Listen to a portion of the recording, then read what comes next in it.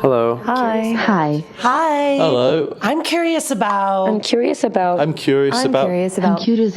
Building open, authentic, loving relationship. I'm curious about jealousy. I'm curious about polyamory. Does it just mean that you're fucking all the time? How can I tell my parents that my partner is already married? I'm curious about How do you know when you're too busy to have another relationship? I'm curious about dominant and subordinate relationships. I'm curious about sexual health. How can relationships evolve with people as they grow and change? We did it! Hi, I'm Effy Blue, and this is the Curious Fox Podcast. Curious Fox Podcast is for those who challenge the status quo and love sex and relationships. My name is Jacqueline Misla, and welcome to episode 12. We're in December, and with the holidays right around the corner, we wanted to explore the delights and complications that non-monogamy brings to this time of year. And in particular, we want to talk about missing people and feeling left out. So from gifts to family dinners to demands on our times and attention, the holidays are fraught with opportunities to feel frustrated and to feel grateful. And so let's dive in. Yes. And talking about demands on our time, right? Mm-hmm. Absolutely. It is a tender time of year. It is a time of year where people collect in groups, and often what we call family groups, right? And friends. And if you are practicing non-traditional relationships of some sort, it is a time where people tend to feel left out and tend to miss people or sometimes excluded in groups where they feel they should be included. And it could be tough. It could be tough for partners. It could be tough for family members who are struggling with structures. It could be also tough just good old-fashioned scheduling and travel and being in all the places at the same time. So yeah, it's a whole thing. And they're like stacked on top of each other. So you have Thanksgiving, you have Christmas, you have New Year's. So it's like possible opportunity for conflict and again and again. And again. Exactly. I think there could be an opportunity. You can say that you can take one and then the other. Yeah. You know, there's some compromises there, but it's definitely to be reminded that compromises are needed, or like accommodations have to be made, that it is not as smooth and easy as maybe you feel it's going the rest of the year. Yeah, it's true. Well, so to that point, that's what I'm doing for the holidays. So I am spending Christmas with my wife and then spending New Year's with my partner. And so you would think then, like, okay, we worked it all out. Like we figured it out. We're balancing and everything is good. And it is good. And everyone feels really grateful. And there's still missing that happens. You know, when I'm with one, I will miss the other, or whoever I'm not with may feel not included. And so that's part of the challenge. It's like, even when you've worked it all out and worked out all the details, then there's still the missing. Yeah. So do you mean, so when you tell me you're missing, do you mean when you're with one partner, you're sort of missing the other one, and when you're with another one, you're missing the... Yeah. And let me say, I think it's two things. I do absolutely show up as fully present wherever I am. And so I can get lost in the space that I'm with and with the person that I'm with. And I feel grateful that I have that ability to show up fully present. And there are absolutely moments where something will happen, or there'll be a reminder. You just realize this like settling in of like, oh, I miss that other person. And I feel really grateful that I have the level of communication in my partnerships where I can say that. I can name it and say, I'm really missing this other person, or I'm thinking about this, or just start talking about it. I feel grateful. It took a while to get there. We were not there in the beginning where we got to that place.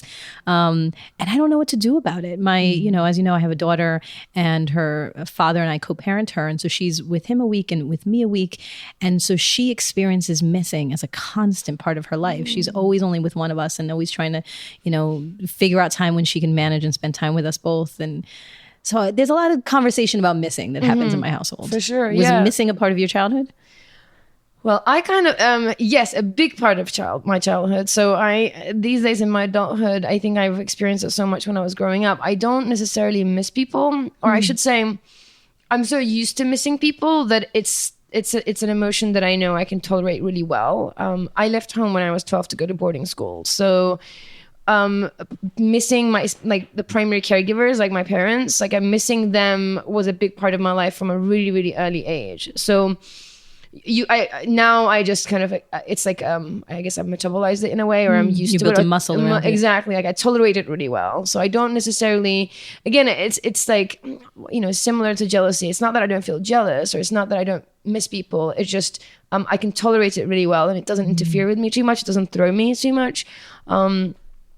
but I do feel the flip side of missing, which is feeling left out, right? So there are definitely occasions where I do feel, left out, which I think is the other side of the flip side, right? Right. And I do feel like sometimes when you feel like you're missing someone, it might actually be that you're feeling left out. And then it registers as missing, right? I mean, as we were getting ready to do this episode, I kind of wanted to really sort of do a deep dive into this idea of missing, and I looked at the psychology, the biochemistry of it all, and as I do because I'm a nerd, and also reflecting on my own experiences. So I know that I've shared with you before the time that I not quite Christmas and holidays, but my one of my partner's sister was getting married, and the idea was that they were going to do like a ceremony for family, and then they were going to throw a big party like down later on in the year. And my partner, sort of when he found out, he sort of rushed upstairs to tell me, "Yeah, my sister's getting married. They set a date. We're going to London." I was like, "Yay!"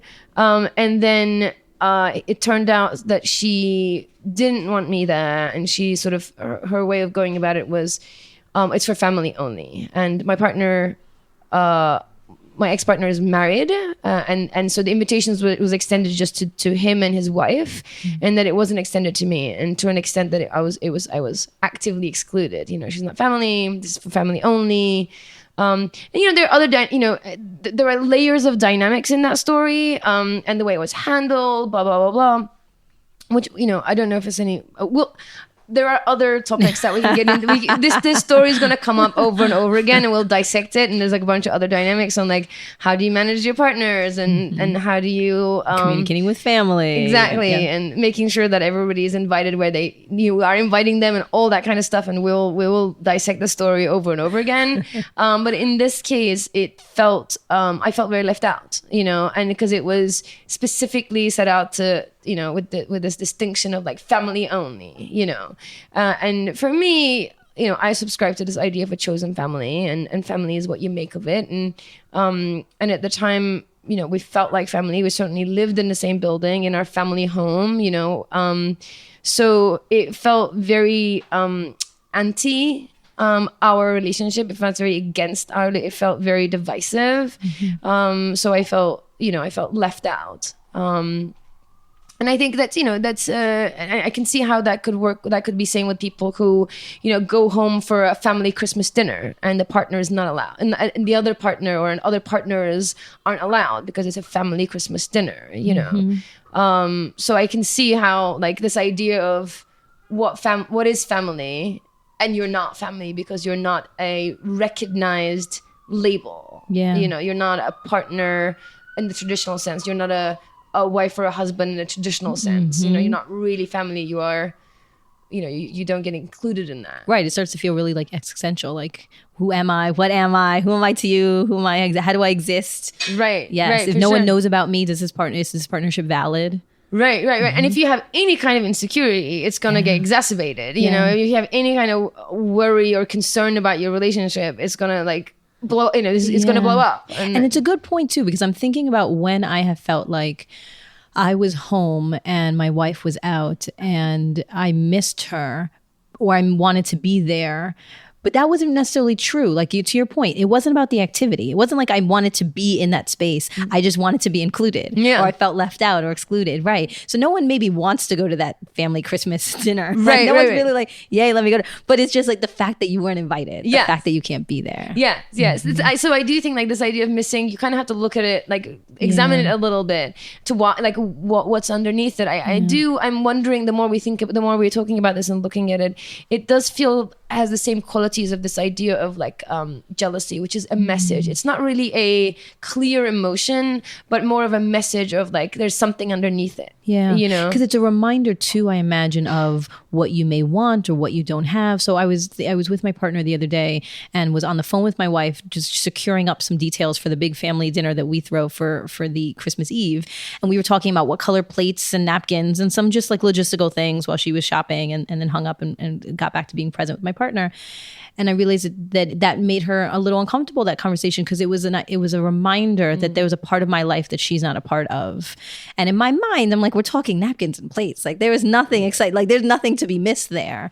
And I realize it's about being included in this aspect of my life. For sure. I think that's really at the core of it all. It's like, I think missing is about recognizing someone's absence and at the same time that your absence in their life. Yeah. So I do think this idea of missing and being left out are like, very adjacent to one another. Yeah. And again, if you feel like, if you're missing somebody, it's worth kind of thinking about like, what do you think is happening that you're missing them? And I do also think that we romanticize, like with most things around relationships, we romanticize this idea of missing, right? Oh my God, I missed you so much. It means like that you love me. Like we have these correlations, romanticized correlations of certain emotions or as a proof of love and commitment and affection, right? It's similar to jealousy. Or if you're jealous, that means you love me. If you miss me, that means you're like, love me, you're desperate for me, and we think these things are good. These things means romance and love and not so much. See, that's really interesting too. So my wife and I recently had a conversation. We've been together about 7 years, and we show up very like desperate for the other person that we're with, for our partners, right? And I miss you, and I can't wait to see, and this is magic what we have. And when with each other, when we're home, we're like, hey, what's up? Like, and that sense of longing doesn't exist. And so we actively have conversations about this. Like, okay, should we be worried about this? We're like, no, I mean, I feel good. Do you feel good? Yeah, I feel good. And so when we were unpacking it, we realized that there needs to be this external verbalization with these other folks who we don't have a formal life with, we don't spend all our time with, saying like, I still care about you and you're there and I miss you. There's like a reaching out that happens via the phone and via text, and that when we are with each other, my wife and I, that the fact that we keep coming home to each other is the answer. Now, I'm smiling to myself, and I imagine you're smiling if you can recall our sessions from over a year ago when I was meeting with Effy, my wife and I, when we were dealing with some of our struggles and opening up. There was a moment where my wife said, but I keep coming home to you. And I was like, but that's where you live. Like, help me that's not a big deal. And I remember Effy sitting across from us saying, no, that's a big deal. She doesn't have to come home. Right. And she does. And I understand that now in a way I didn't then, that we have these magical, really loving relationships outside that we could go run off and explore. And the fact that we leave those at some point to come back to each other is enough of a message in and of itself that we care about each other. And so it has helped me reframe kind of the missing thing too, because I've worried about that. Like in my relationship, I'm not having that same sense of longing and desperation. Like, is that a bad thing? Yeah. Again, I think it's because we romanticize this idea of missing, right? It's that if you love somebody, you miss them, right. That if you, and then it's a good thing that if you feel like a part of you is missing, right? That's the other, like people talk about, without you, I feel like a part of me is missing, right? It sounds romantic and, it's romantic and lovely and like puppy dogs and rainbows and love hearts. And then, there's the part of me that really understands attachment and relationships, like alarm bells are going, like you should not feel like the fact that you feel incomplete without someone. I'm like, you might want to, just reflect on that a little bit. I mean, I feel really grateful that I have a relationship that there's stability and we don't have it. And it's fun also to lean sometimes into that new relationship energy and that desperate longing. Yes. This came up. I was talking about this today and this came up. I think that the distinction is it the cake or is it the icing? Right? Is this like longing and like lustful, desperate longing for one another, is that the core of the relationship, or is it this like nice icing on the cake? Meaning if your relationship is all about desperate longing and you just can't seem to satisfy that, and it is like that is what defines your relationship, we need to think about how sustainable is that over time, and we all need to think about, is it healthy, but you have a healthy, stable, good communicative relationship, and then you have these like fun, lustful, desperate for each other moments, then that's a nice icing on the cake. It's like passion, and it's like titillation and all the nice things, the spice. But if your entire relationship is about desperately missing and not feeling complete when the other person isn't there, I would recommend probably looking into it a little bit. Yeah, that's a great point. I don't know if I've ever made that distinction before, but that makes a lot of sense to me. Yeah. Yeah. So then I've been thinking about this because I feel really grateful that now I'm often on the side of always being with someone. So I'm not really feeling left out as much now. Sometimes now my wish is just that I am left out. I'm like, I'm with too many people. When am I by myself? But I've been more and more mindful of the experience of the person on the other side when they are feeling left out. And so when you were in that position, what would you have wanted your partner to do, or what would feel good on the side of the person who is feeling left out? How can we support them in their struggle? Yeah, I mean, I think asking them is the best. Everyone's the boss of themselves. So I think seeing the other person's, seeing them and recognizing their emotions, that they are, feeling left out and they're missing you, and sort of acknowledging that and saying, like, I see that you miss me, and if it's the same for you, to say, I miss you too, only if it's authentic to you, and asking, like, how can I support you in this time? What will help? What will support you? I do think, I'm always on the side of taking as much responsibility as you can for your own emotions. I have definitely shifted away from this idea that it's all you and only you, and nothing can support you, nothing can help you in the way that you feel. I do think that we have an impact on one another. So I think sort of having some requests around how things can feel better is not, I think is okay. Saying, like, really nice if you could text me, first thing in the morning or before we go to bed, or whatever is needed. So asking maybe. First, as the person who is with somebody and is aware of a partner who's missing them, firstly, to recognize that see the emotion. Secondly, asking them what they need, right? And then seeing if you can make that happen in some way. Yeah. I think the two things that you can do on your side, and if you're on the other side, if you're on the flip side, kind of figuring out what is it that you need. Is it text messages? Is it phone calls? Is it video calls? Is it, video messages? Whatever that looks like, right? And making requests and hopefully finding a common ground how they could be met. And also just, thinking about how are the ways that you can feel better in yourself. So, connecting with other people. Sometimes, the easiest thing to do is the healthiest thing to do is to connect with other people, because when you're missing somebody, it's essentially indicating to a need for connection, right? We can agree on that, right? So it's like it's a need to feel included, and it's a need for connection often. So how can you meet those needs somewhere else? Can you connect with some other people? Can you attend something that you feel included? So whatever the other strategies that can meet that need. Sometimes we get stuck on a strategy, right? And we think that the only way that you're going to feel better is with a specific person. Yes, sometimes that feels like that's the only way. I assure you, or at least I should say, I encourage you to at least try to meet it with somebody else that's meaningful and see what happens. Yeah. So reach out to a best friend, reach out to a family member that you're close to. Just try somebody else and see what happens. You know what I like about the strategies that you're saying too, and you're helping me reframe this. I think because I'm such a fixer, like if someone's in pain in particular, someone I care about, I want to make it better. But even now I'm saying that language, I think I wanted to fix it. You said earlier on too, well, what can we do to make it better? So that doesn't mean that the pain is not going to exist. Right. It doesn't mean the missing is going to go away, or that the disappointment that you're not involved is it how do you make it better? Yeah. So maybe you would feel most elated if you were with your partner, and that can't happen. So what can you do to make it better? Can you hang out with friends? Can you go see a midnight movie on your own and take yourself out on a date? Like, what can you do just to improve the situation and the mood and change it? Yeah. And then the other piece of it, which I think is huge, is to tolerate it.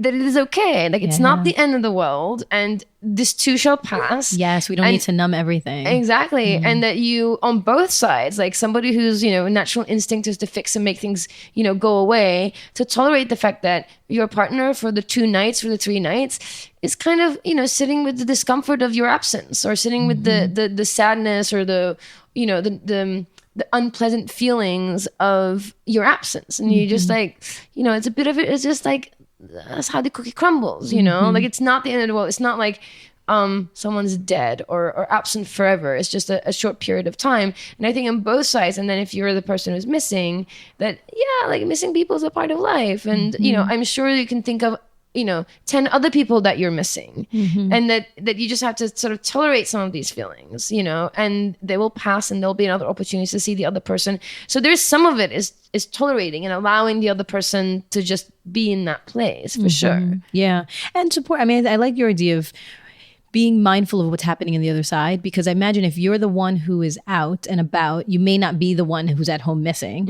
And so can you proactively put yourself in the place of your partner? I remember one time we were, Loretta was going out and I felt, I was feeling some sort of way about it. I'm sure that I've communicated that I was feeling some sort of way about it. And that night I got like chocolate covered roses delivered while she was out hanging out. And so like that was a sweet thing. Like she realized that I was in some sort of space, and just that gesture alone made me feel like important and included enough in her life that I no longer, like I could go about my evening and enjoy being alone because I felt like, oh, she remembered. Yeah. And she actually at some point gave me like a little trinket, something that's a quote that says something like, don't be silly, I always remember, or something that reminds me that I'm always, even if she's not texting often or like she's on my mind. And so I've been thinking about that. When I went on vacation this summer for a week away, I knew that my partner was going to be missing me. And so what we decided to do was have a journal that we were going to pass back and forth. And so I wrote some pages in it and some letters and notes and poems, and then gave it to her before I left. And then while I was away, she wrote in it, and then I got it back. And so we tried to figure out like what are different traditions or different little activities that you can do to make each other feel included. Absolutely. And it's again, it's like, it's about, when I talk a lot about relationship by design, these are the parts, this is how you design a relationship, right? This is how you define and design a relationship. If you're defining your relationship based on the chair at the family Christmas dinner, if that's how you define your relationship, then that will be your relationship. And if that chair isn't available, then you don't have anywhere to go. If you design your relationship and if you define it in the way that is meaningful to you, that no one can take it away, right? That it's not reliant on some chair that's available on some table, but it's really the effort that you're willing to put into the relationship with one partner, with two partner, with three, whatever, however many partners. And that is what you choose, what defines a relationship. You choose your own traditions, your own language, how you communicate. Then no one can really take that away from you, and you can't really be excluded because you're defining it. Yes. Do you know what I mean? Yes. So if you're in this idea of like, missing is okay, and having strategies around it so it doesn't feel so hurtful is great, and that's what defines a relationship. Yeah, that makes sense to me. And I think part of what I hear you say too is also be mindful of the person in front of you. So you building a particular relationship design with each individual person, and that's not going to look the same. And so, for example, with my wife, I know that she may not miss me as much, if you will. And so I don't feel as sensitive. I'm like, I'm going to go to this place. She's like, all right, have fun, be safe. And like, that's the extent of the conversation that we need to have. And then on the other side, I may pay more attention. Actually, now I'm saying it out loud. That being said, I think when I decided to spend New Year's with my partner, I assumed that it would be fine. I was like, I'm going to go here. And I assume normally my wife is sleeping by 10 o'clock anyway. So she misses the ball drop and it's not a big deal.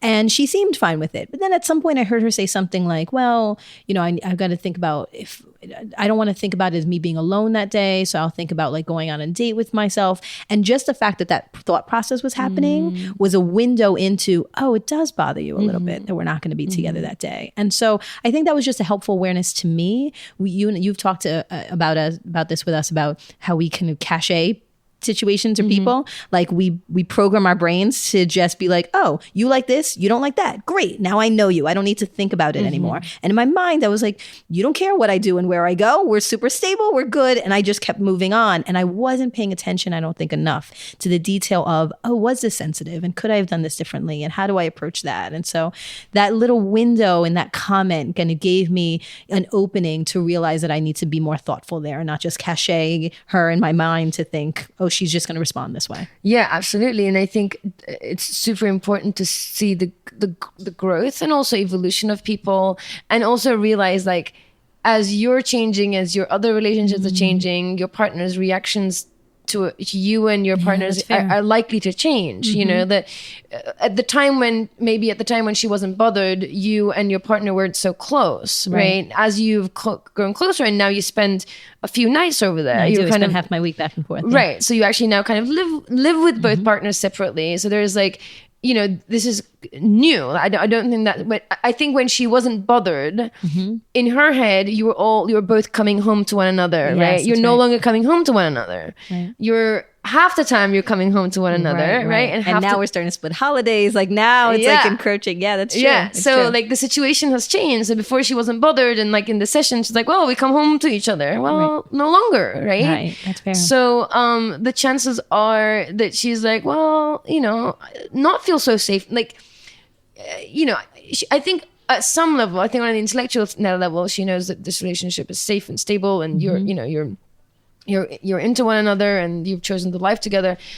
I would wonder, though, at some level, and maybe a subconscious level, that the fact that you're no longer coming home to one another, like as assumed or as given, like that has to have some effect, right? That probably is going, oh, you know, right? Yeah. Okay. And it's been a great opportunity, because now we've defined, or we've been able to explore, if we are not together most of the time, maybe then at some point it's going to be 50-50. Maybe then at some point I'm going to spend more time with my partner and less time there. Does that change in time impact or reflect how we care about each other? And we realized it doesn't, and that it's going to ebb and flow, and depending on where we are in our life. And so I just feel really grateful that these little moments that at some point were filled with such hurt and pain and tension because of our own egos getting in the way, because our fears getting in the way, that those now are invitations for dialogue that actually now make us feel more safe and more secure than we did before. So I'm happy we did the work. Effy. Yeah, for sure. You guys definitely did the work. That's right. And also there's different relationship styles, right? So I know that your wife and your partner know each other, and they're somewhat civil with one another, and they spend some time together. Yet you don't have this kind of kitchen table poly or like really sort of hanging out with one another situation. Right. So there's also this idea, like the way that you're thinking about is dividing your time, right? True. And I'm just bringing it up because that might not be the same for everyone who's listening. Yes. Right? And that's part of our goal too, is to actually be in one space, and we'll work towards that at some point. Yeah. But you're absolutely right. Depending on the dynamic and depending on the construct, then it's just like a whole different environment of feelings. Yeah, for sure. I mean, one of the reasons why I think I took the whole not being invited to the wedding thing so hard, it's because we had never encountered that before. Like it was never, because we were so close all the time, and you know, our invitations always came with a +2, and we were, or at least like people understood that if, you know, that there chances are there's 3 of us could turn up to things, you know, and we lived under the same roof. And when I started dating my other partner, my current partner, the 4 of us would hang out, like spend evenings together, and there was like physical affection and all that was happening. So it's a very different dynamic than it, like for me, I never really felt like I had to divide myself, that we can just like include people in, you know, which is a different dynamic than if you feel like you have to, like, you're choosing to be with one person some of the time and be with the other person the other times. It's a different dynamic than, we just include somebody else into our We have to do an episode on that too. We have to talk about, because that's so, I like, it's like a window into another world of, I'm not yet at the place of imagining what would be like to be affectionate with both people in the same space and what that would look like. And so I'm fascinated when people feel really good about that. And like, I'm not opposed to it. I'm just like, wow, how does that, like, again, the levels of emotional maturity that takes, or comfort level or tolerance, like all of that fascinate me. Yeah, I think, I mean, it's all of those things, right? I've never been on the other side of that. I've never been in silo. None of my relationships have been these silo relationships, like silo relationships that are happening at the same time. Most of my relationships have been very inclusive and like this gloop that everybody gets sort of by design, by the people you were drawn to. Was it intentional? Did it just happen? See, all of the above. I think it's I think some of it is just liking the idea of like curating that space of just like including more people. I think some of it is just being drawn to people who also want the same thing, you know. And like I think it's also like this idea of like a family, like trying to maybe at some subconscious level trying to build a family dynamic, you know. It doesn't mean to say I'm close to it. Like sometimes I just want to like have a period of like a silo relationship that's just like separate from everything, you know. It's not that I'm close to that idea. It's just the prevailing ones have been mostly inclusive and sort of this idea of close poly dynamics. Yeah, but every now and then I'm like, I just want to like date this person on the side and like don't tell anyone. Right. I don't need to bring them out to everything. Yeah, right. exactly. We all don't need to be involved. So let me ask then, do you have any particular either traditions or something with particular partners? So for example, has there ever, because everyone has been together, are there ever moments where there wants something to be either sacred or special between two people or three people or any dynamic like that? Yeah, that's a good question. I mean, with my previous setup, with my two partners and my partner's wife, myself, all living under the same roof, which is no longer the last days of that. We definitely had a tradition of brunch. Like we would get like family, but we'd call it family brunch. That at least once a month that we'd get together and like be home on a Sunday brunch, make brunch, hang out, chill together, catch up, and like spend that time together. That was definitely a sort of like a thing that we did, and it felt special to that relationship because also everybody thought to us it felt normal. I think to anybody who heard, we're like, whoa, what? You all hang out? And I'm like, yeah, I guess that's special. You know, this is a part of our and then I think special rituals in my head, personally, and I should just talk for myself because my partners might have different ideas about this.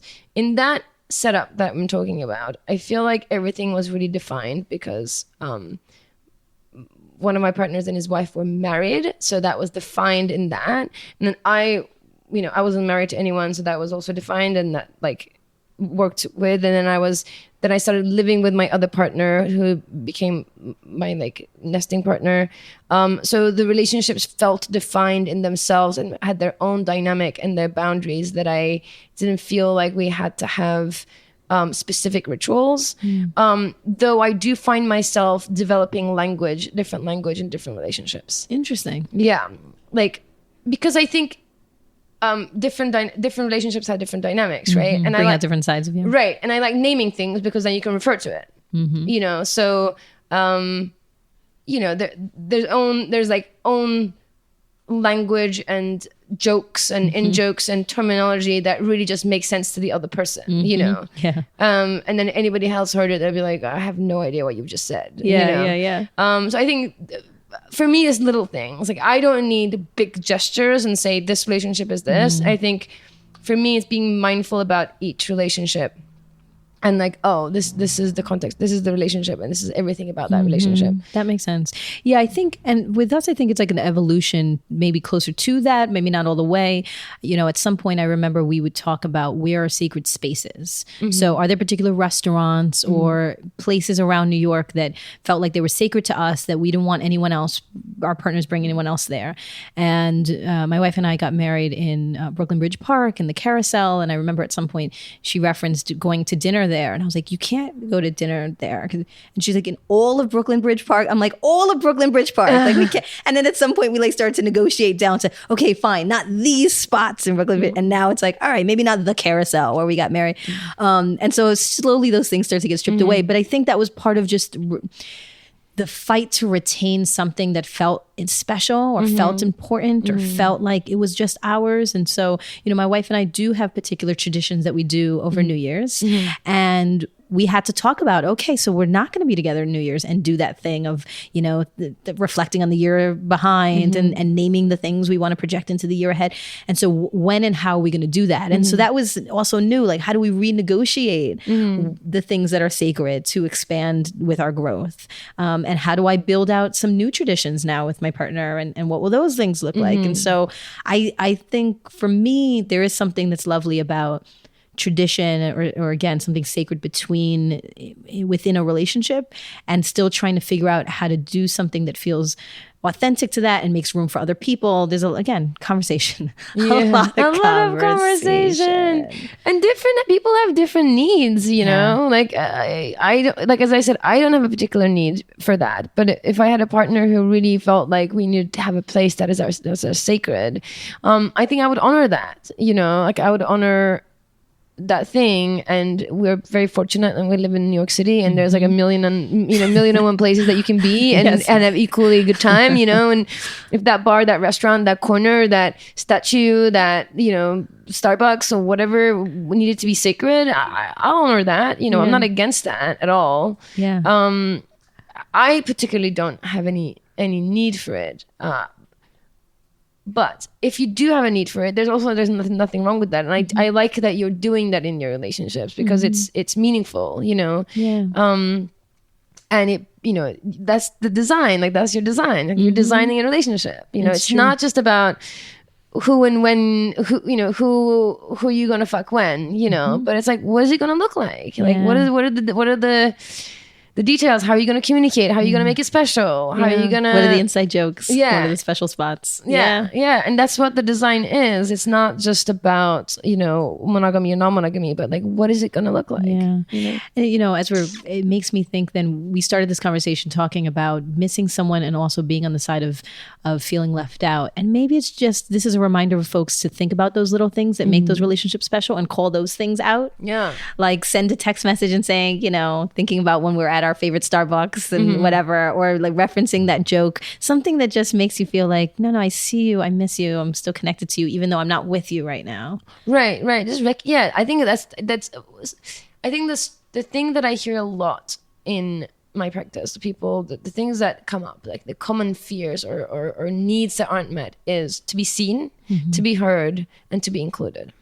Those are the common themes of people who are trying to have more mindful, more healthier relationships and have open relationships, and then tackling this idea of like non-monogamy. And whether you're tackling the non-monogamy part or not, the common themes, as I said, come up is, I'll say them again because I'm sure it resonates with people. It's that you want to be seen, you want to be heard, and you want to be included.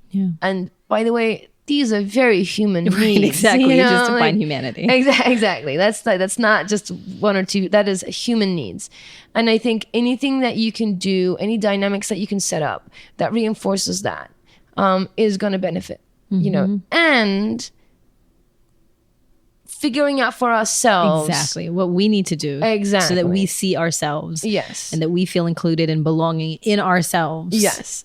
And if a part of that means that you're making some requests from people to do things, then you can do that. But until you figure it out for yourself and you see those things for yourself and make some requests and give some instructions on how other people can support you, it's not going to work out. So I you have to do remember that. We did the monopoly mismatch session with Dr. Eli Sheff, and she gave the example of the swimming pool and the crack in the pool, and said that if love, for example, is the water that you fill into the pool, if your pool has a crack in it, you're going to keep filling it with water, but it's never going to feel full. And you have to mend the crack first in order to feel full. And that analogy always stuck with me, because I thought about that if there is some part of you that it needs healing, and you're desperately trying to get that healing via the love and attention and affection and adoration, a time of someone else, you're just going to keep needing it. Sure. And so welcoming these opportunities of being on your own to have that sense of healing, so that when you get that, you feel full, I think is part of our work. Absolutely. And I would, again, for people who are feeling like, if you're feeling chronically you're missing people and you're chronically feeling left out, I would recommend a couple of things. One, just pause for a second and look at the rest of your life quickly and see if that part of you that feels left out, or chronically missing people, shows up in any other parts of your life. In groups, do you feel left out at work? Do you feel left out within your family? Do you feel left out within your social circle? So just look across your life and see if that part of you gets activated in other places. If it does, the chances are there is a part of you that believes that regardless, that there's a belief that's somehow rooted, probably sometime in childhood, probably sometime at school or home, that you're holding on to a belief that you don't belong, that you're not going to be included, that you're going to be excluded. So it's probably at that level, right? And when you have that story in your head, you start to search for evidence of it. Exactly. So then I'm going to feel left out. And then as soon as it's something close to it happens, like, there it goes again. Right. This is always happening to me. Exactly. So I think this time of year is particularly tender for sure, because it is the time of year that we gather in groups, and in gathering groups, we are evolutionarily drawn to be in groups. Safety in numbers. We are pack animals. Everything about humanity points to the fact that we need to be in groups, right? So this time of year, when people are gathering groups in significant ways, it is going to be tender for those who have that part of them that believes that they don't belong, right? Or that they are going to be left out. So PSA to everyone. It is tender, right? So be kind to yourself and be kind to people around you, for sure. And it then, makes me think, certainly we're talking about this as it terms to romantic partnerships, but think about grandparents and friends and cousins, and who are the people in your lives over the holidays that may be feeling left out or missing or lonely, and can we do the same? Can we extend the same graciousness of time and effort and energy and seeing people? For sure, yeah. I would even take it, I say this periodically, and when some people do it and some people don't, and it's one of those things that either you do it or you don't, but volunteer. Yes. Volunteer. It makes a huge difference. It's a great suggestion. It really does. It's incredible the amount of, like, you feel purpose, you feel like you're doing something, you're connecting with people, it's vulnerable, it's intimate. I really can, especially this time of year. I mean, all year round, for sure, but especially this time of year, volunteer. It makes a huge difference. I lived around the world for a long time, and I've periodically in my life volunteered for various things. When I moved to New York, I volunteered on a suicide hotline for many months. Wow. It's an amazing thing. If you're feeling down about yourself, if you're struggling with things, just give that 3-4 hours a week to volunteer at something. It will only do good things. Yeah, it'll contextualize your situation. For sure. Increase your gratitude. I agree. The other thing to think about, actually, that triggered for me is to be around other people, but also be around animals. My partner is a homebody, so likes to be alone, but sometimes feels like the void of spending time, and it started pup sitting and just being around all these dogs all the time makes her so happy. For sure. Yeah, no, I definitely. I am a big animal lover, and I just got a puppy myself. Hey. It's very exciting. I'm sure there'll be many stories we'll share about the puppy. But yeah, just all those things. It's again going back to this idea that we get attached to a strategy to meet a specific need. So we have a need to belong, we have a need to be included, we have a need to connect. Those are very human needs, and we sometimes get stuck on the strategy. We get stuck on the person, situation, time. We have to be with this person at Christmas at that table. That is just being stuck to a strategy. It is, your need is real. Your strategy needs flexibility, right? Because it's rooted in the external expectation that means something, that if I'm not there, and then that triggers your internal fear and doubt around, then who am I and what does that mean? And to your point, that if you have the ability to go into your wise mind, as you say, and really say, that's an external expectation, or that's just my fear being triggered, that's not the reality of the situation, and I can actually craft what I want this to be, as opposed to feel like I'm a victim to the situation, and take ownership of it. For sure. Yeah. Define it for yourself, design it, define it, define what connection looks like, and inclusion and family and romance and passion. Like, those are all words that you can assign to things. You know, they're not defined and they're different for different people. And you get to be more creative. So if you define the needs that you have and you decide maybe the traditional strategies are not available to you, then now you get to figure out what you want to do. Do you guys want to write letters to each other with like quill pens? Do you want to send sexy videos back and forth? Like, what's the thing that you can create that actually is just for you? Yeah, absolutely. And I think what a better time of year to start on that stuff. You know, there's already built-in idea of a tradition in this type of year, and it's funny how like many religions, many beliefs sort of come to this time of the year as like, you know, it's both to do with seasons changing, with Christmas and Hanukkah and end of the year. So it's like the time of the year is about tradition, beginnings and ends of things and special times. So it doesn't have to be this one thing, but just use this time of year to come up with the things that are meaningful to you. Yeah. And it's okay to miss people. Effy is going away for a month, and Effy, I will miss you. And I will miss you. For sure. And we're going to have to come up with some traditions for the new year. Some sort of New Year Curious Fox ritual for ourselves. I like that idea. I think it has to do with movement, maybe 5 rhythms. Always. The answer for me is always movement and 5 rhythms. But I do think that we should start the next year and make sure that we do some movement and some dance as a part of our Let's go team. dancing in the new year. Yeah, let's go dancing in the new year. Absolutely. I'm in. So if maybe we'll send out the message. We'll let people know where we are and they could come dancing with us. Yes, if you're in New York City, probably in Brooklyn somewhere, come and dance with us. If you want to know where we are at any given point, you should be following us on Facebook and Instagram. Absolutely. At We Are Curious Foxes. You can also find our Patreon at We Are Curious Foxes, and you can support the work that we're doing. You can check out all of our episodes that we have. So this is number 12 of the year. Yeah. We did one every month. This is our first year and we're thrilled about it. Yes. So if you have enjoyed, please rate and review and share our podcast, and make sure that you let us know what you're thinking. Let us know what you want for the new year. We're talking about and almost done with our 2020 planning. Yes. So share your ideas with us. Rate, review, share the podcast, follow us on Facebook and Instagram. We Are Curious Foxes. Find us on Patreon, and then check out our next episode in January. Yeah, and happy holidays, and stay curious, friends. Stay curious. Curious Fox Podcast is not and will never be the final word on any topic. We solely aim to encourage curiosity and provide a space for exploration through connection and story. We encourage you to listen with an open and curious mind, and we'll look forward to your feedback. Stay curious, friends.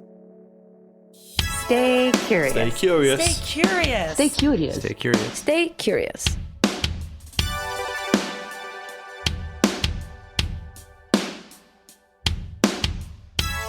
Stay curious.